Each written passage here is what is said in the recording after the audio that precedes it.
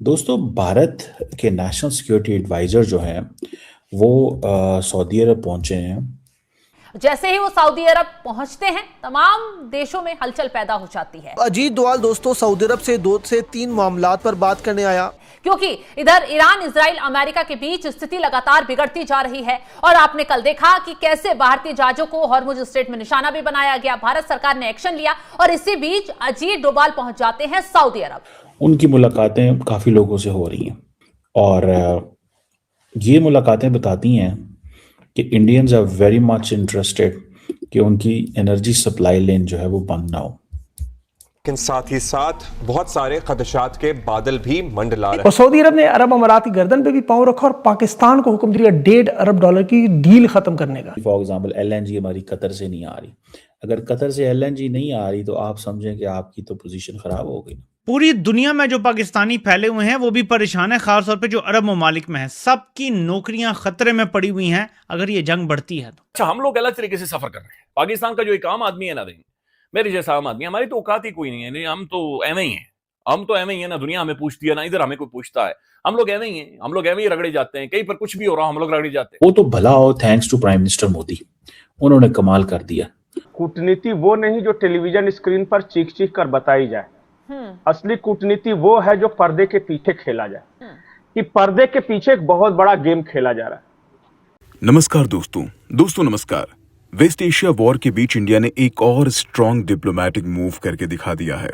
India के national security adviser Ajit Doval सीधा Saudi अरब पहुंच गए, जहां उन्होंने टॉप लीडरशिप के साथ हाई लेवल सिक्योरिटी और एनर्जी टॉक्स किए।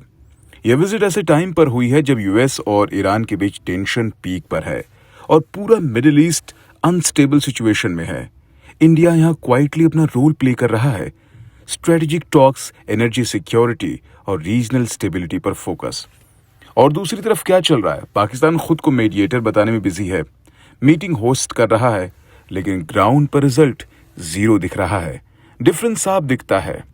इंडिया डायरेक्टली पावरफुल कंट्रीज के साथ बैठकर रियल डिसीजन डिस्कस कर रहा है और पाकिस्तान अभी रेलिवेंस ढूंढने में लगा हुआ है।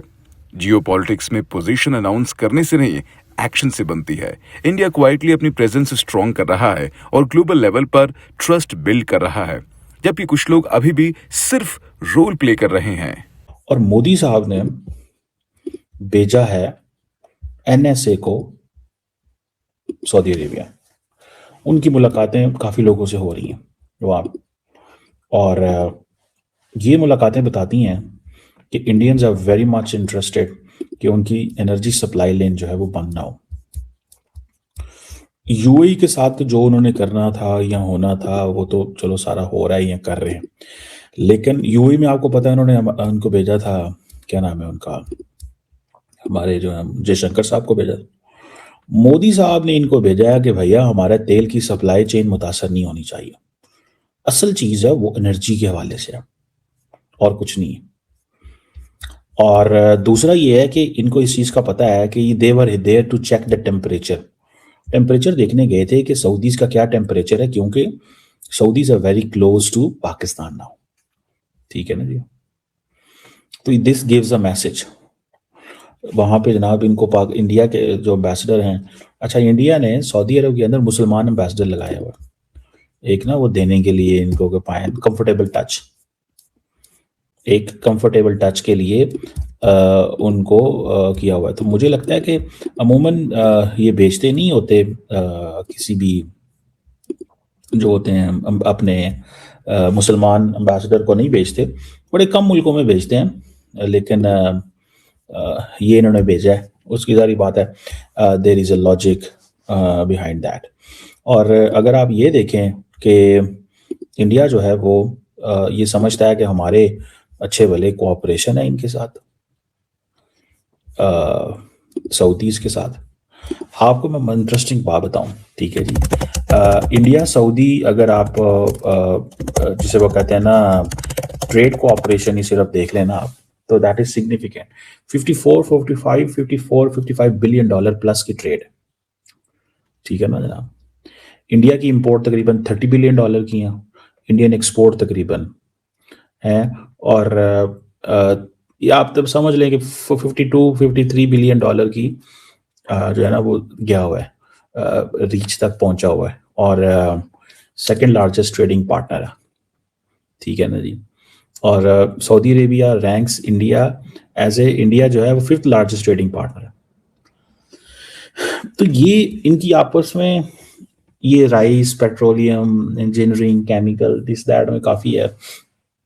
इंडिया जो है वो क्रूड ऑयल लेता है, एलपीजी, फर्टिलाइजर और केमिकल्स, ये इंडिया की बैकबोन है, और प्लास्टिक्स एंड पेट्रोकेमिकल्स, ये 4-5 चीज़ें इनको चाहिए। असल मसला किस चीज़ में आ रहा है? असल मसला आ रहा है सप्लाई चेन में, और वो समझते हैं कि ये जो सप्लाई चेन है ना, ये नहीं होनी चाहिए, ये रुकनी नहीं चाहिए।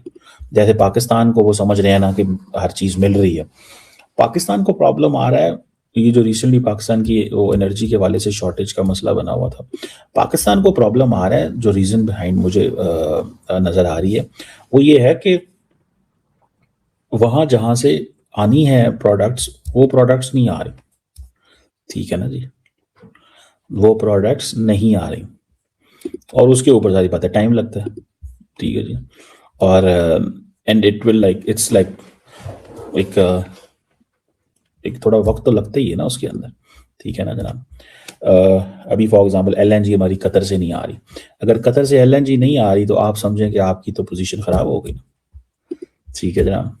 और मुझे ये भी लगता है at the end of the day कि इंडियंस ये समझते हैं, जब इंडियंस ने G20 में स्पेशली रिक्वेस्ट की सऊदी अरब को कि आप आए, अच्छा इंडियंस ने जब इन्होंने बुला लिया उनको, जब ये पहुंचे तो इन्होंने क्या कहा? इन्होंने कहा पॉइंट, अब तो ये आ गया, इनको कैसे बुलाएं?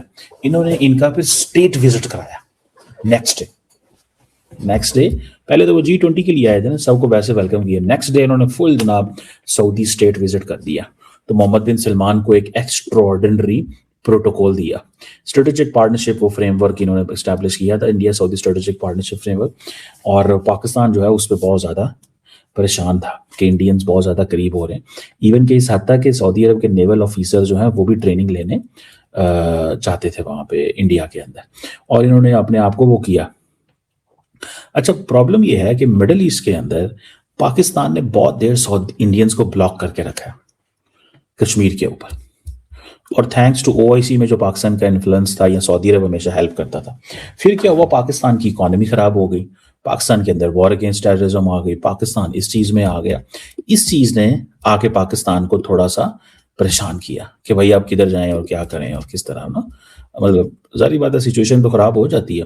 तो पाकिस्तान ने इस चीज़ ने बड़ा ख़राब किया। फिर बीच में अमारातीज एंटर हो गए। फिर नरेंद्र मोदी ने क्या किया कि नरेंद्र मोदी ने सऊदीज, अमारातीज, GCC सबके साथ लाइनें खोल दी। पाकिस्तान की इकोनॉमी खराब थी, पॉलिटिकल डिस्टर्बेंस थी, टेररिज्म घर में थी। इंडियंस ने कहा ये बहुत अच्छा मौका है, पाकिस्तान की छुट्टी करा दें। तो याद होगा जब आपको 370-35 रिवोक किया तो पाकिस्तान की तो OIC सुनते ही नहीं था, मुसलमान मुल्क तो सुनते ही नहीं थे पाकिस्तान की। वो कहते सन यार है कि तुसी विच आ जाते हो। इसी दौरान उन्होंने UAE के साथ जनाब $100 बिलियन सऊदी विजन जो 2030 की जो डाइवर्सिफिकेशन थी इंडिया का, मेक इन इंडिया, उसमें जनाब बड़ी जनाब आपस में हाई लेवल डिस्कशंस हो रहे हैं किधर जाना है क्या करना है। वो तो भला हो thanks to prime minister Modi, उन्होंने कमाल कर दिया।